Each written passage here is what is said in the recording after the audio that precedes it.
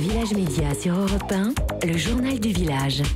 Raphaël, quoi de neuf dans le monde merveilleux des médias aujourd'hui? Alors on va commencer par l'info surprise d'hier. Raquel Garrido a annoncé dans le journal du dimanche qu'elle quittait la politique. Elle justifie le tout à cause de sa participation à l'émission Les Terriens du dimanche avec un argument, je vais la citer.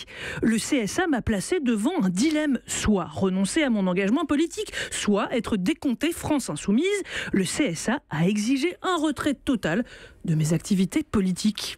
Qu'en pensez? C'est vrai ou c'est faux? Est-ce que l'ex-porte-parole de la France Insoumise est de bonne foi? Ben non, Philippe, on ne peut pas dire qu'elle soit de bonne foi. Parce que... bonne foi. Merci Dominique Messner. C'est pas de la bonne foi parce que petit 1, alors c'est vrai que le CSA surveille l'équilibre des temps de parole, même hors période électorale, mais petit 2, le CSA n'a rien exigé du tout de Raquel Garrido. Le Conseil a simplement notifié à Télé Paris, la société qui produit Les Terriens du dimanche, qu'elle compterait le temps de parole de Raquel Garrido, chroniqueuse, dans le temps de parole de la France Insoumise.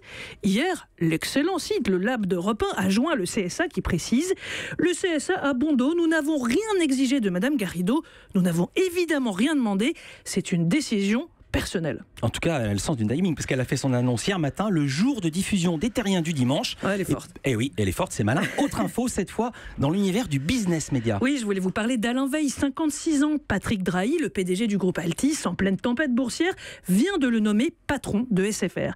Alors, si vous n'avez jamais entendu parler d'Alain Veil, c'est normal, car ce patron de médias est réputé pour sa discrétion, mais aussi son sang-froid et son efficacité. C'est lui qui a créé BFM TV il y a 15 ans, c'est lui qui a créé le groupe Next Radio avec RMC, c'est lui qui a cédé le tout à Patrick Drahi il y a 2 ans. Depuis, il dirigeait le pôle média d'Altis, comprenez, il pilotait BFM TV, BFM Business, RMC Découverte, les journaux Libé, l'Express, vous voyez, c'était une grosse mission.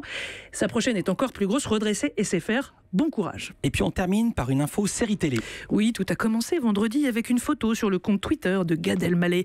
Sur son frigo, un post-it. Sur le post-it, une to-do list. Obtenir un visa, c'est fait. Déménager en Amérique, c'est fait. Puis, avoir ma propre série sur Netflix, c'est fait. C'est vrai?